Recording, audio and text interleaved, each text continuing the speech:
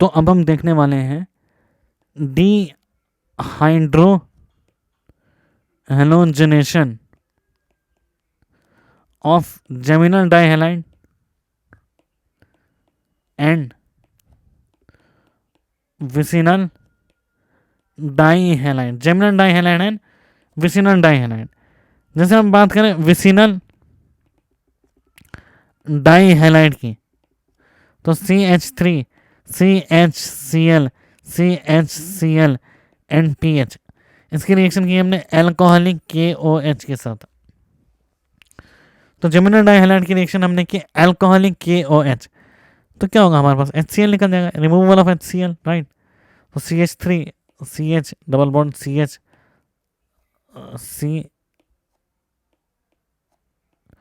CL and PH, तो geminal डाइहैलाइड बना, ठीक है,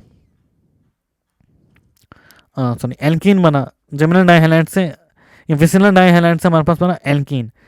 तो अब और बाय प्रोडक्ट क्या मिला हमारे को, Cl माइनस H2O और हमारे को मिला यहाँ पे K plus, Cl minus H2O और K प्लस।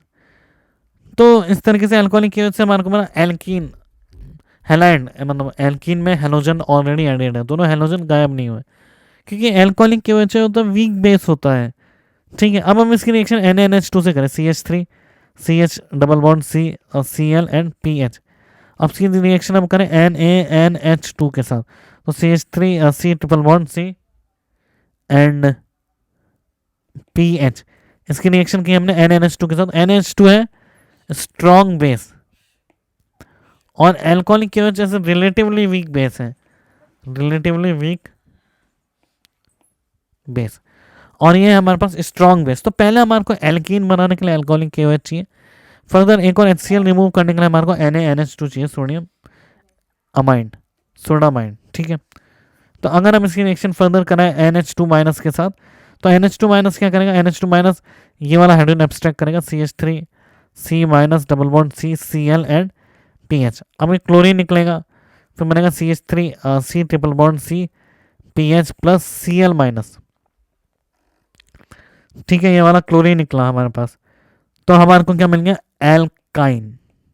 ये है method of preparation of alkyne also, जिसमें हम पहले एल्कोहलिक KOH यूज़ किया तो हमारे को बना एल्कीन, फिर हमने सोडामाइड NaNH2 यूज़ किया तो हमारे को बना एल्काइन। ये थी बात विसिनल डाइहैलाइड की। अब हम बात करें जेमिनल डाइहैलाइड के केस में, तो जेमिनल डाइहैलाइड के केस में है हमारे पास ये जेमिनल डाइहैलाइड है, पहले हमने रिएक्शन की एल्कोहलिक KOH के साथ हीट किया, सेकंड हमने NaNH2 के साथ हीट किया, अब हमने सिर्फ NaNH2 के साथ भी हीट किया, मतलब पहले एल्कोहलिक KOH से हीट किया तो हमारे पास एल्कीन बनेगा CH2C Cl एंड CH3, फिर हमने NaNH3 के साथ ये CH2 double bond CH and CH3, तो यहाँ हमारे पास एल्काइन बना है, एक बार CH triple bond C CH3, यहाँ हमारे पास बना है एल्काइन। तो जेमिनल डाइहैलाइड में भी सेम केस है, पहले एल्कीन बनेगा फिर एल्काइन बनेगा, तो ये एक्चुअली सेकंड स्टेप ही, after this we are following the second step, ठीक है, या फिर हम ये फाइनल प्रोडक्ट है हमारा, फाइनल प्रोडक्ट, ठीक है। आइए कुछ क्वेश्चंस की मदद से और डिहाइड्रोहेलोजनेशन को समझते हैं। जैसे मैं पहला क्वेश्चन दूँ, CH3 CH Cl CH Cl and CH3, हमने पहले इसकी रिएक्शन की एल्कोहलिक KOH के साथ हीट किया, ए बना, ए की रिएक्शन की हमने NaNH2 हीट, फिर ए जो बना, ए को फर्दर हमने किया H2PdBaSO4 और NaNH3। अभी हम जस्ट क्वेश्चन की फॉर्म में देखते हैं कि क्या प्रोडक्ट मिलेगा हमारे को। तो ए क्या मिला हमारे को, एल्कोहलिक KOH के साथ हमने हीट किया, तो ए हमारे को मिला CH3 CH double bond C Cl and CH3। B क्या मिला, बी मिला CH3 C triple bond C CH3। C मिला हमारे को alkene Me C double bond C Me H and H, और डी क्या मिला हमारे को, Me C double bond C H and Me। अगर हम सेकंड क्वेश्चन की बात करें तो सेकंड क्वेश्चन में हमारे को Cl एंड Cl, तो ये हमारे को जब हम H2PD BaSO4 यूज़ करते हैं तो हमारे को मिलता है सिस एल्किन, जबकि इसमें मिलेगा हमारे को NaNH3 के केस में ट्रांस एल्किन मिलता है हमारे को। तो ये हमारे पास हेलोजिनेशन है, इसको हम कहते हैं पॉइजनस हेलोजिनेशन, मतलब हम पूरा हेलोजिनेट नहीं करवा रहे एल्काइन को, हम सिर्फ उसको एल्कीन में कन्वर्ट करवा के भेज रहे हैं, जब हमारे को सिस और ट्रांस दोनों मिलने की प्रोबेबिलिटी है। क्लोरीन की रिएक्शन करें हमने अल्कोहलिक KOH के साथ और हीट किया, तो और फिर A बना, A की रिएक्शन कराई हमने NaNH2 के साथ हीट किया, B बना। तो फिर अगर हमने इसकी रिएक्शन कराई Cl और यहाँ CH3 C triple bond C CH3, ये एल्काइन बना, ये हमारे पास बना एल्कीन और ये बना हमारे पास एल्काइन। अब नेक्स्ट है compare the rate of dehydrohalogenation, compare the rate of dehydrohalogenation. तो डिहाइड्रोहेलोजिनेशन के केस में कैसे रेट कंपेयर करते हैं? पहला क्वेश्चन है हमारे पास क्लोरीन, यहाँ पे क्लोरीन है, तीसरा है हमारे पास इधर क्लोरीन है, तो रेट क्या होगी? Rate is directly proportional to stability of alkene, alkene जितना स्टेबल होगा रेट उतनी ज़्यादा होगी। ये हमारे पास रिएक्शन, ये हमारे पास सेकंड में बना और थर्ड में ये एल्कीन बना, तो रेट किसकी ज़्यादा है? पहले में फर्स्ट की, देन सेकंड, देन थर्ड। तो rate of dehydrohalogenation is directly proportional to the stability of alkene, क्योंकि ये इंटू एलिमिनेशन है, इसमें सिंगल स्टेप रिएक्शन है, तो सिंपल नहीं हो जाएगा। Stability of alkene. सेकंड की अगर हम बात करें तो यहाँ क्लोरीन है, इधर क्लोरीन है। पहले केस में ये एक्सटेंडेड कॉन्जुगेशन होगा तो पहले की रेट ज़्यादा होगी। सेकंड की अगर हम बात करें तो फिर यहाँ क्लोरीन है,